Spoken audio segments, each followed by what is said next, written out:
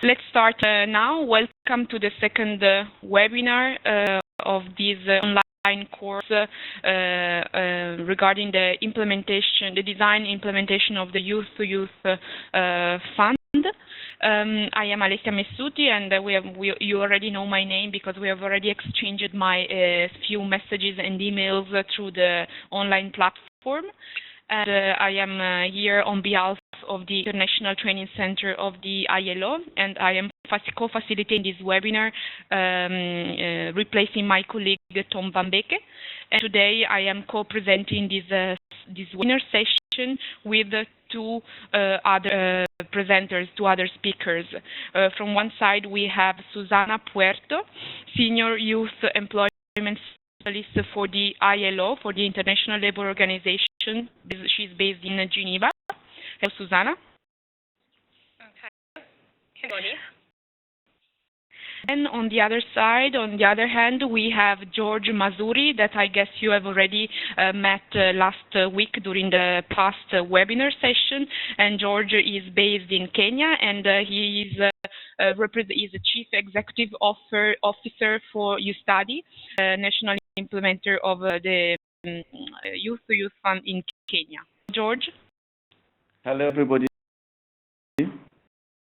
So, and I see that we have few participants connected. I see that we have Deo, we have Jenna, Stella, and Machanga. We are trying now to keep on board.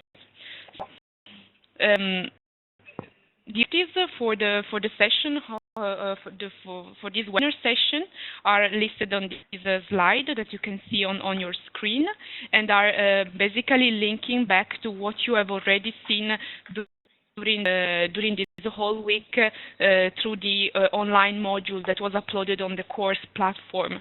So for today, the learning objectives are translated into 3 key questions. So today we are going to see together with George and Susana, how is your organization going to replicate the Youth to Youth Fund? What are the best practices and tips that can help you design a successful Youth to Youth Fund program in your country? And where you can find useful information about the Youth to Youth Fund toolkit, and we are going to see the website in particular, and where you can find the information we are going to talk about today. For introduction, the introduction is over, and I'm going to leave the floor to Susana Puerto, that is going to start going through the topic of the session today with a question for the participants that are online today. Susana, this is for you. Thank you, Alessia. It's a great pleasure to be with you in this webinar. Today we will start recapping some of the discussions we had last week, and in particular we will start with trying to get a better understanding about the differences between a full replication of the Youth to Youth Fund and a partial one. I was just wondering, just to kick off the conversation, if you would like to discuss in words what you see is the difference between the two, in other words, what is full replication and what is partial replication. Is there a volunteer? Yeah, you can either use sorry, Sunny, if I interrupt, you can either use the chat room, so you can write your question, or if you want, you can volunteer for speaking using the microphone.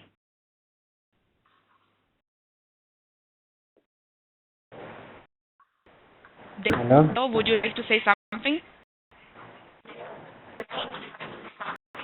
Yes.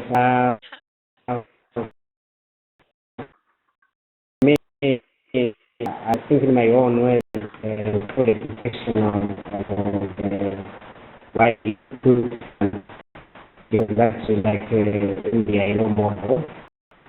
Hopefully, of details provided. Hopefully, in turn, then will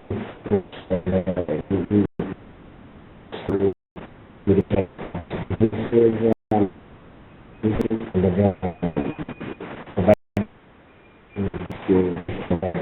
now, of the now, it's also out that it's more or less like instead of being supporting the business provider, you act like a business yourself, and the business try to support the will business ideas and then for the Okay, thank you so much, Dale.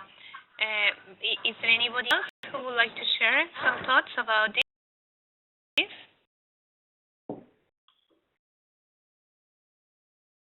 Jay, to say something. Yes, I think that partial replication is usually involves direct work with youth and building their capacity and enabling them to have viable businesses. However, the full replication is usually involves working with grassroots organizations or entities that is supporting youth and starting to give them what they need to support youth in a better way. This is the point maybe I can get. Much, Jane.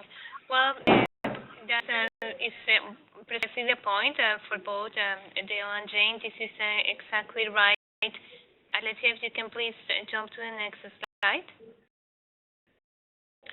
So, may recall from the conversation last week and also the materials in the website, this is the picture we see in differentiating the two of them, right? So the first one, the full replication implies the entire model where you will have a BDS provider or an intermediary organization that the direct contact with the entrepreneurs and the direct range with them. So in that context, context of the full replication, your organization will face a two-step process by first building capacity of the BDS providers who will reach out to young entrepreneurs. And a second step, the organization will support that the BDS providers as they provide the entire package for people. And then on the contrary, if we have the partial replication, what we're talking about is simply just one-step process where you will be the direct interface with the young entrepreneurs, so you will support and provide the full package to the young people. So maybe the opportunity to touch base with you and ask you whether, based on this information, where do you see your organization? Do your organization implementing a full one or a partial?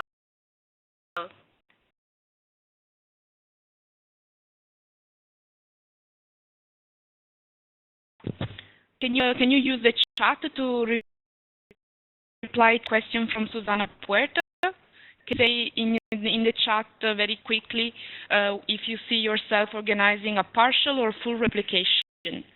Please, okay, thank you, Jean, for writing and addressing the message to everyone. Make sure that you are addressing the message to everyone. So I see Jane saying that she would like to have a partial replication of the fund. Then may I ask to Stella? Stella, you see yourself, we also have Deo saying partial replication.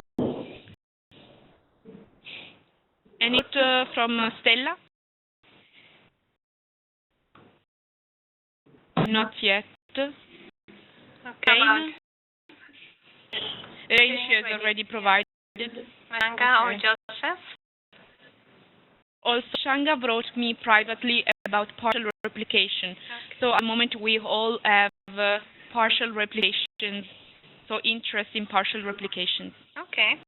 Okay, it's quite important for us as we move on with the webinars and the information we transmit to you, so that we start steering the conversation towards your expectations. So I'm on, right? Yes. Yeah. So after having set the right perspective on the presentation, after this short introduction from Susana Puerto, we are going to go a little bit into the details of the successful design of the Youth to Youth Fund. As you know, on the Youth to Youth Toolkit website, there are different steps involved in the correct implementation of the fund, and one of these phases is design. And today, with both Susana and George, we are going to have an overview of tips and lessons learned from the implementation of the fund in Africa. So I'm going to leave the floor to George, who is going to explain us his experience with the design and implementation of the fund. George? Thank you. I participated last week, and today share with you how I went about implementing the program here in Kenya, and of course in South Africa in general. As you already know, this is a competitive, grant scheme, and the step is to ensure that you sensitize as many people as possible, because you have to guarantee, competition and transparency. So I will share with you how we went, about this. I don't know whether you can all see the slide. Visible to everybody? Yes, George, is visible, and we are Okay. seeing the slide. If any participant is experiencing any problem, he's going to report to me on chat. Okay. We had a series of things that we had to do, but first of all was creating a lot of awareness to as people as possible, across the countries where we are working. That was because we needed to be attractive. We needed people to understand that this facility is there for them to apply. To guarantee a maximum outreach with several tools, the normal radios, TV, and adverts. We also used our existing partners in other programs and networks, and of course, existing websites, emails, social media, and bulk SMSs. The idea here was to spread, the gospel to as many people as possible about the availability of, such a facility. And from the triangle, again, the inverted triangle, we were out to hundreds of people. And then the program continued.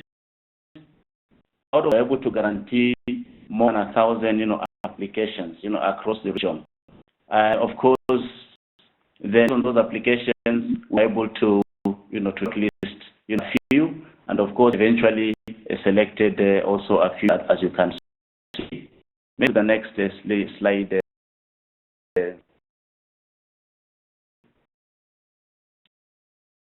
Thank you. What was important was make sure that there is a high level of interaction. So, high quality applications, but no,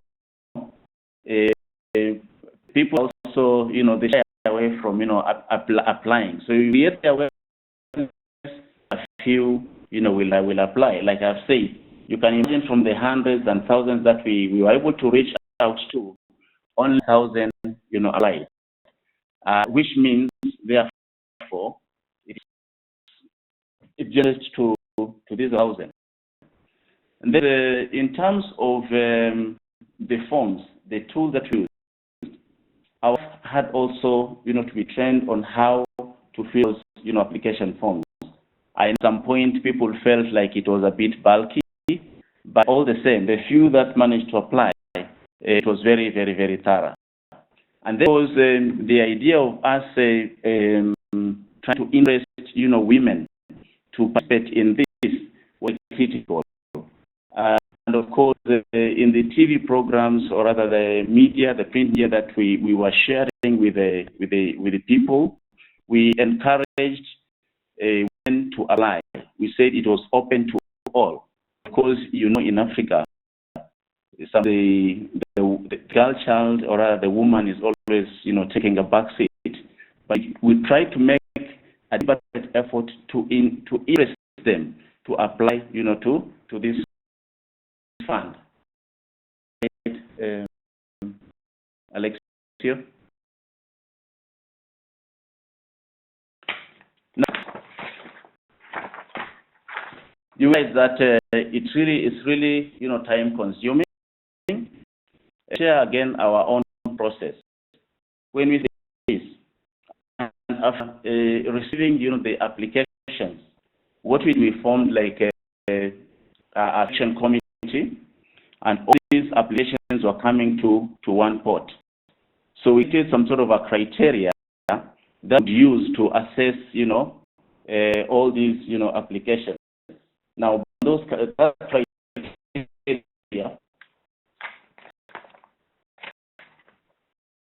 to assess each and every application, and was the initial assessment, which was mainly like a desk review, and then we got the first a short list.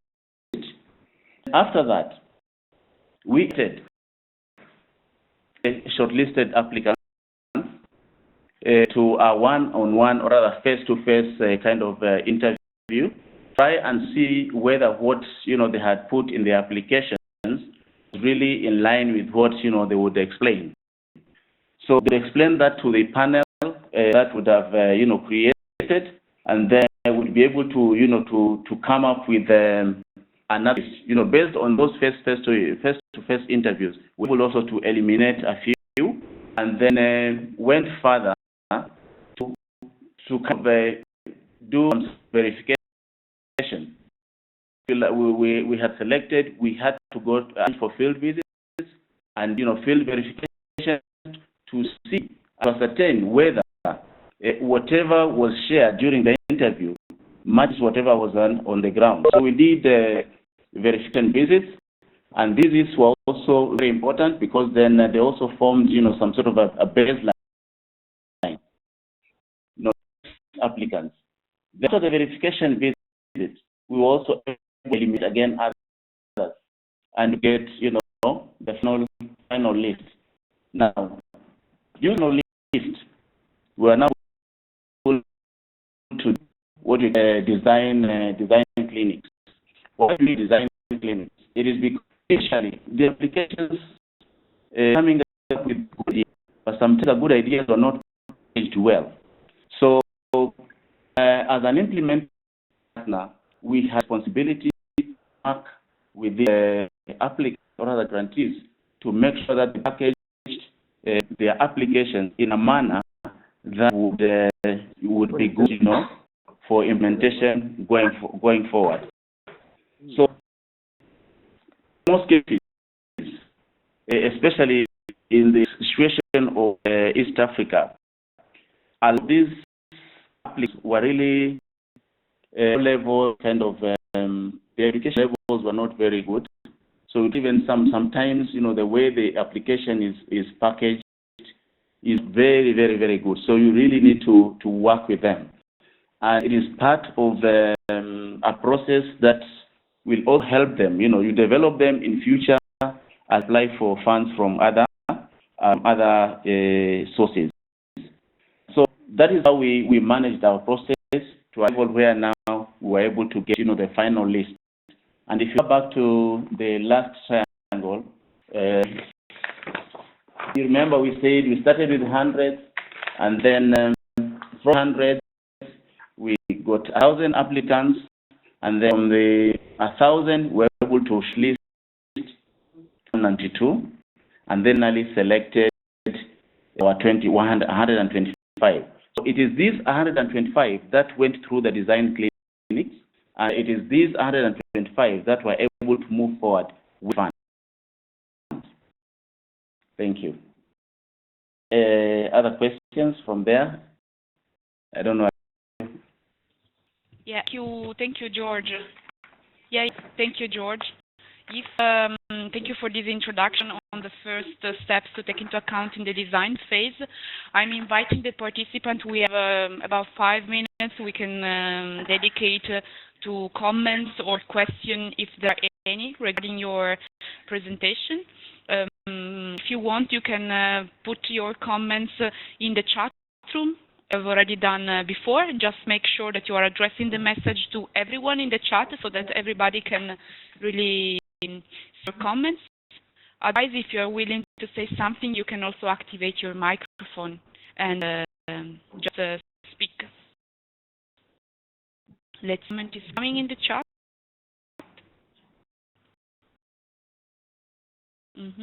Going to ask perhaps to Deo, would you like to comment something, or everything is clear? Everything is clear, but I would like to know whether you share with the tool that they use to raise because of the really thousands of applicants I to give you. I think there was some major assistance. So, but I understand that they have a combination of things like methodology or like face-to-face interview, site-visit commission. This is whether it was a structured tool we able to share.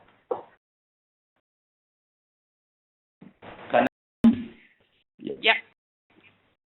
Okay, like I've said, the idea was really to get the best out of this, and because the applications were many, we had teams agreed on a criteria.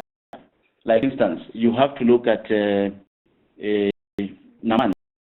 This here is a youth between 18 and 35, and you realize that some people would put in the applications and they don't belong to that category.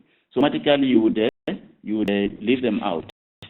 Number two, you don't want to look at whether the ideas they are presenting are viable or not viable.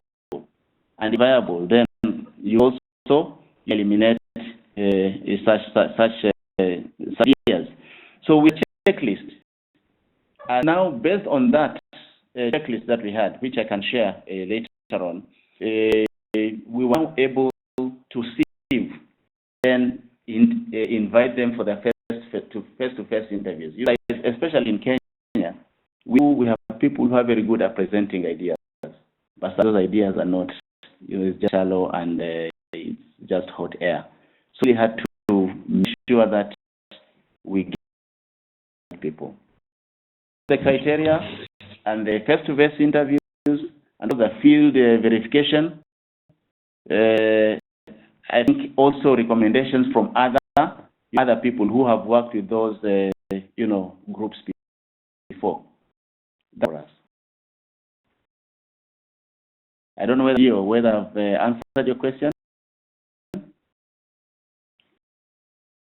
Yeah.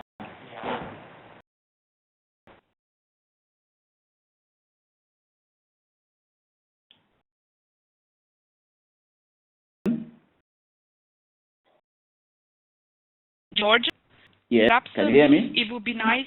Yeah, it would be nice if after this webinar session you can share on the course platform this checklist we're talking about, so it will be accessible to everybody. It could be useful for reference.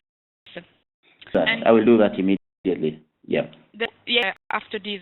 And then there was also in the chat room, I don't know if you could see, there was also a comment from Dana.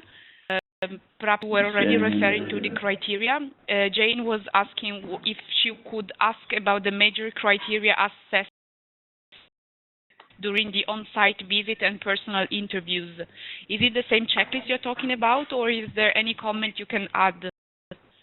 During the personal interviews, you have to see whether whatever they presented on paper is what they will present to you, verbally and physically.